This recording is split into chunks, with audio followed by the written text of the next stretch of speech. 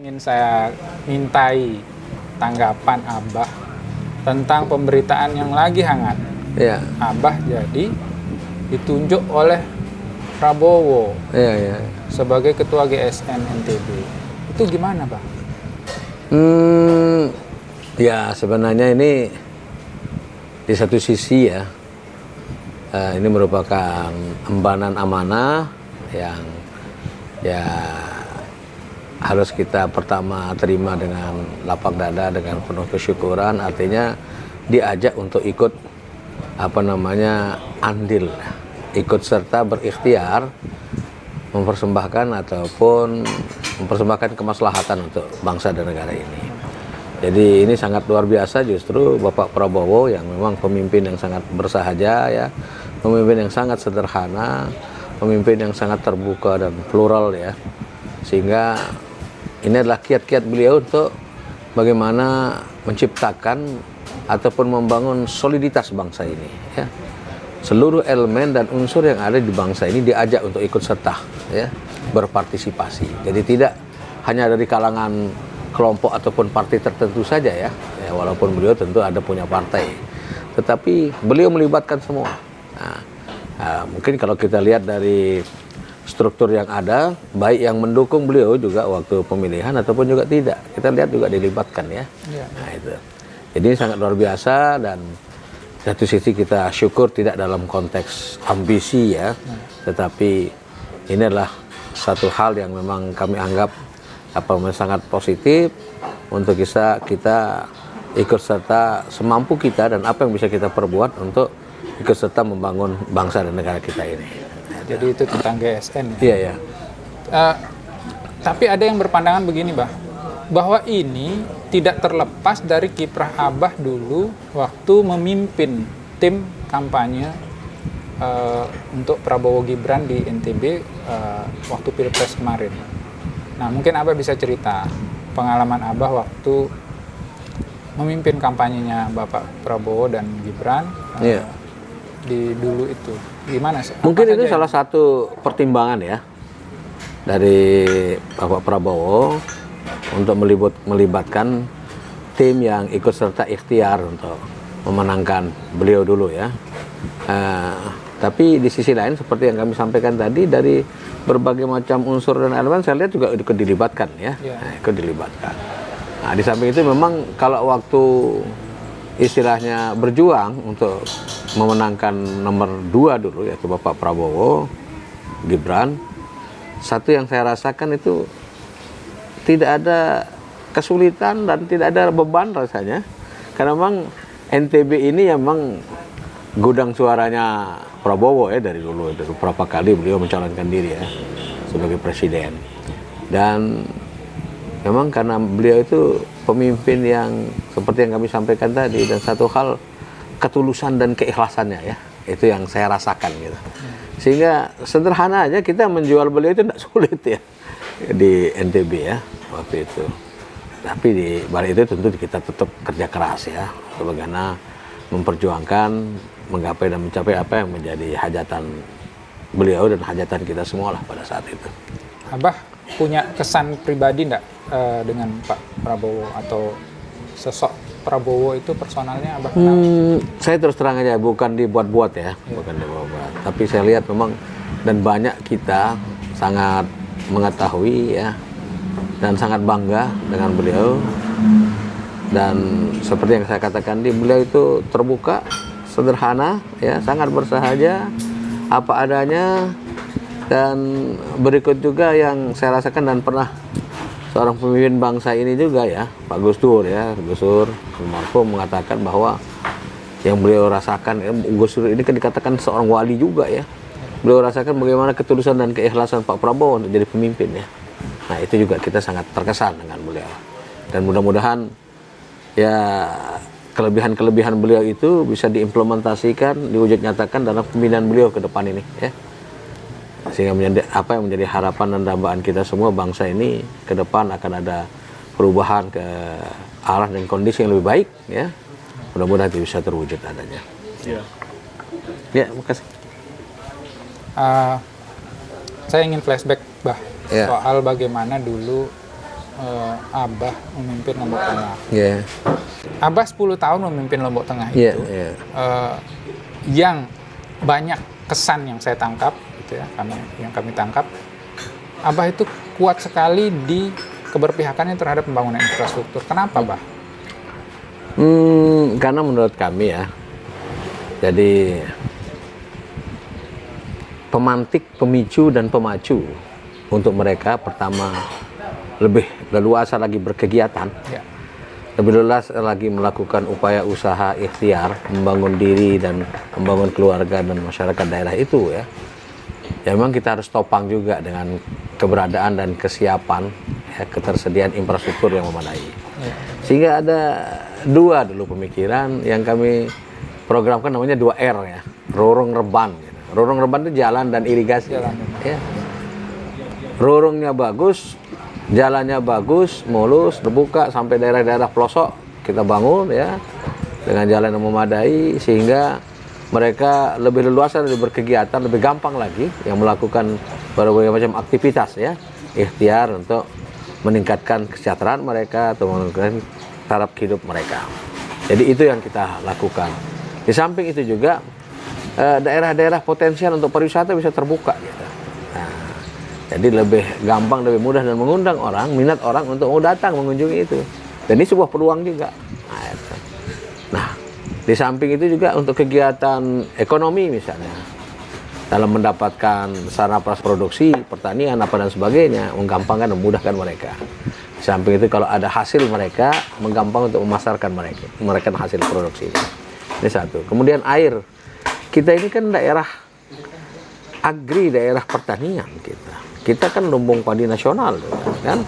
Dan alhamdulillah Lombok Tengah itu kalau dari produksi gabahnya, walaupun sawahnya lebih sedikit ya dibanding beberapa kabupaten kota yang ada di kabupaten yang ada di Pulau Sumbawa misalnya, tetapi alhamdulillah hasil padinya tertinggi gitu ya, hasil gabahnya waktu itu. Karena memang ketersediaan air ya. Jadi irigasinya. Nah, sehingga untuk kegiatan agri ini alhamdulillah bisa lebih lancar, bisa lebih baik gitu ya. Sehingga masyarakat juga semakin semangat untuk berproduksi, semakin semangat untuk istilahnya semakin giat untuk berusaha di bidang pertanian ini. Nah, ini ada 2R yang kemudian dari 2R ini kita berharap untuk bisa dapat R yang ketiga yaitu rezeki. Oh iya. Jadi 2R Rorong Reban mendapatkan rezeki, dan kalau sudah ada rezeki kemudian digunakan untuk kemaslahatan akhiratnya, jadi sanggup ibadahnya, insya Allah ridha Allah akan didapatkan. R yang keempat.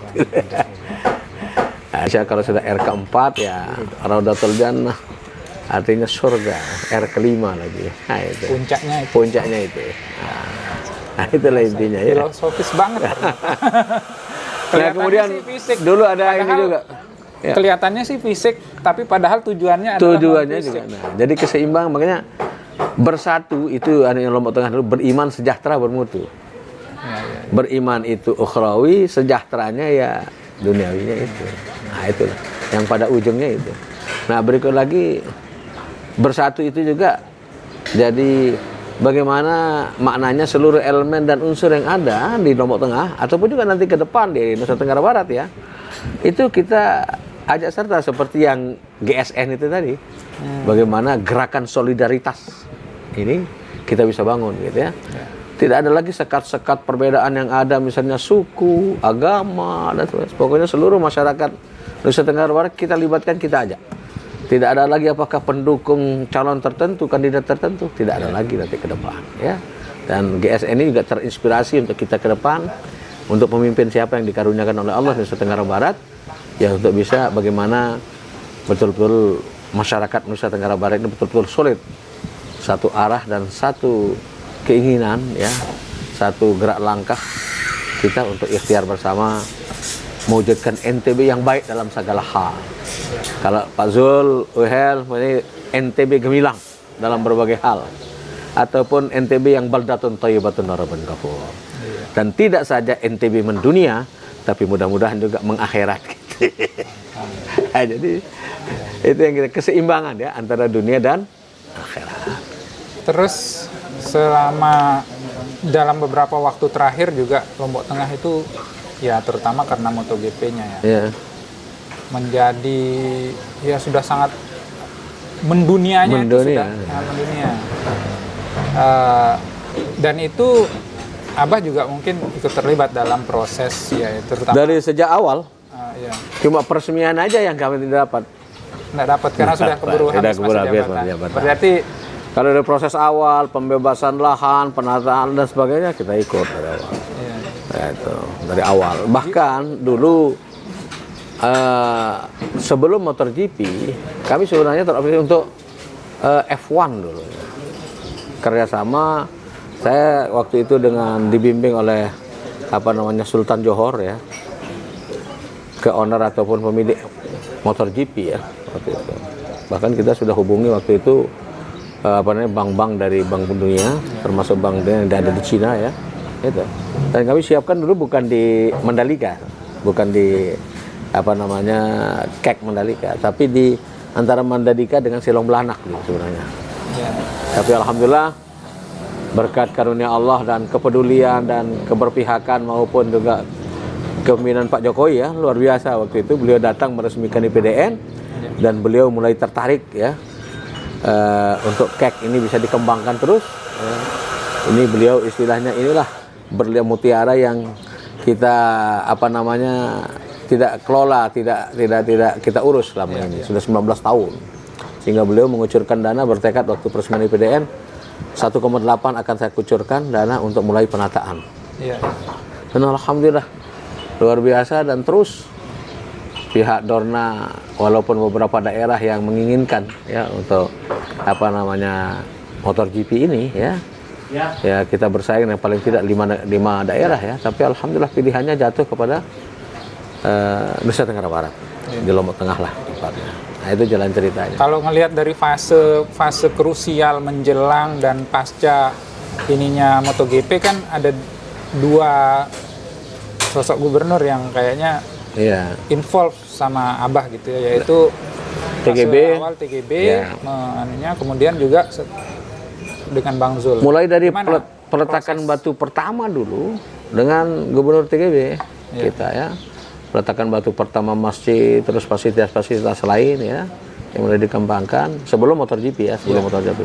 Setelah itu mulai kita tata, dikelola dengan baik, diurus dengan baik ya. Bagaimana persoalan masalah tanahnya juga kita selesaikan.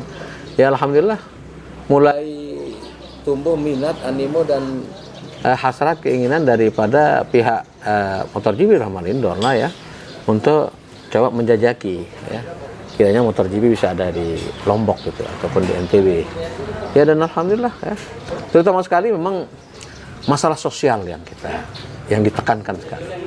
Jangan sampai sedikit pun jangan ada konflik dengan masyarakat.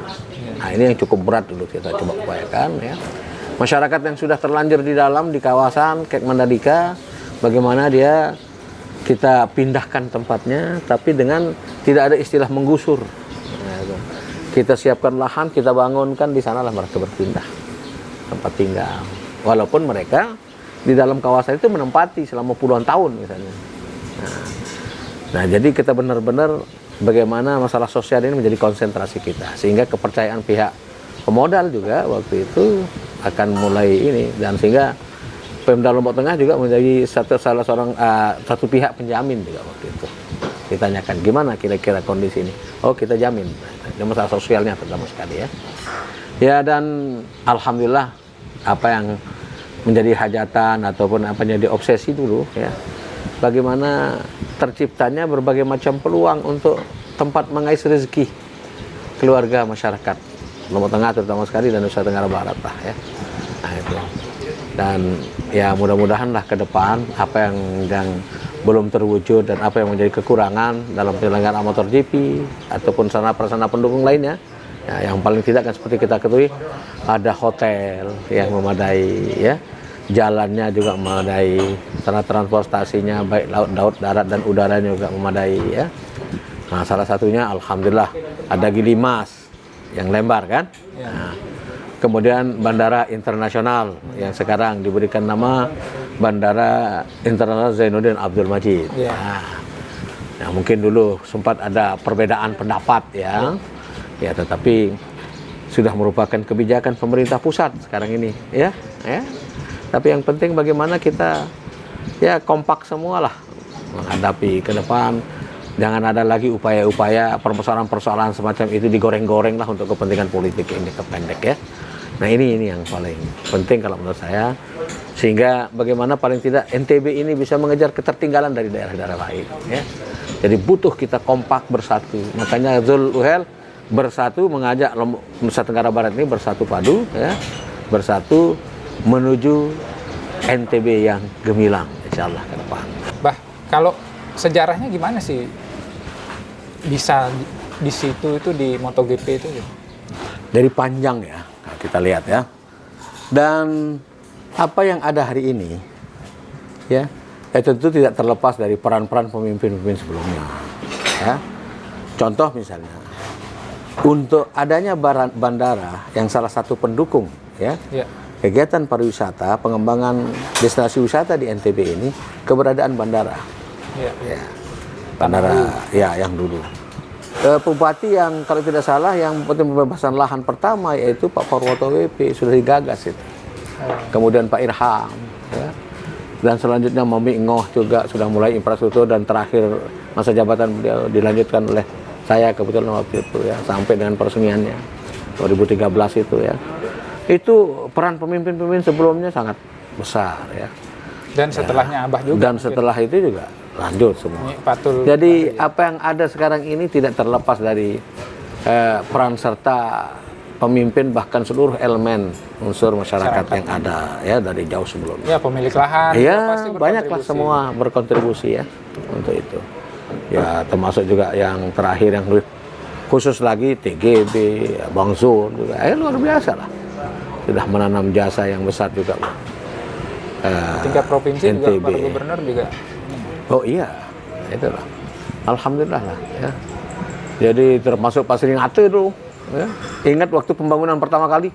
Saya waktu masih ketua DPR dulu. Betul. ya. Ya, dan banyak ada demo dulu dari masyarakat, masih ingat waktu itu. Bahkan ada perlu bandara juga. Nah, tapi ingat alhamdulillah waktu Pak JK dan kemudian Menteri Perhubungannya Pak Hatta Rajasa waktu itu, alhamdulillah waktu mau groundbreaking pertama kali, wah itu juga cukup seru gitu ya. Nah, tapi Pak Serinate alhamdulillah waktu itu berhasil memimpin kegiatan untuk groundbreaking pertama kali oleh Pak Hatta Rajasa dulu. Masih saya ingat itu sejarahnya. Jadi kalau di Lombok Tengah itu mulai dari Pak Prawoto WP, Pak Irham, Haji Lalu Suhaimi, Haji Lalu Ratmaje, terus punya peran untuk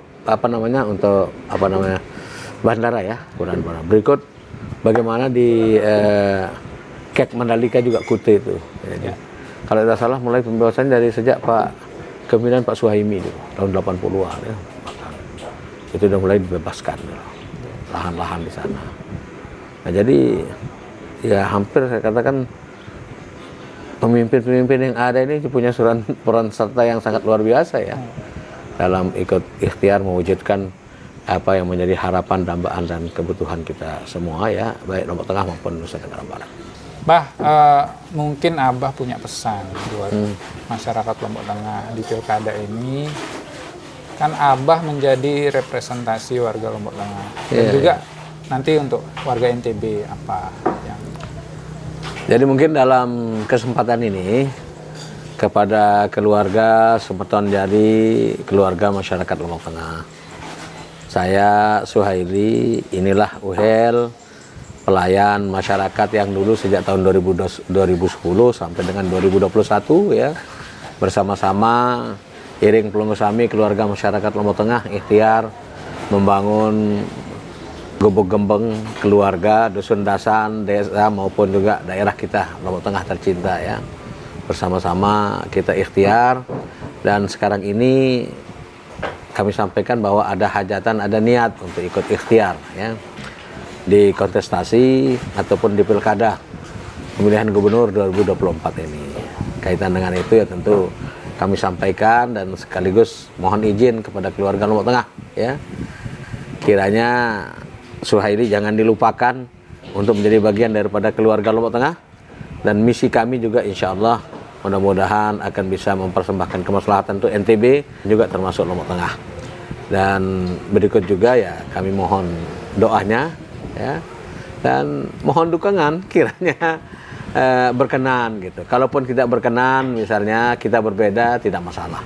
Ya, yang penting kita tetap akur, kita tetap kompak, dan bagaimana ke depan kita bisa survive semua untuk ikhtiar membangun diri, membangun keluarga, membangun dusun, dasan, desa, daerah kita, bahkan bangsa dan negara kita. Ini mungkin yang paling penting yang saya sampaikan pada tanggal 27 November yang akan datang, tepatnya hari Rabu ya. Ya, mudah-mudahan pemilu kada pilih pemimpin ini bisa berjalan dengan lancar, aman, dan sukses tentunya untuk semua kita. Karena yang kita inginkan sesungguhnya bukan hanya sukses untuk kandidat calon gubernur atau wakil gubernur, tapi sukses untuk semua masyarakat Nusa Tenggara Barat.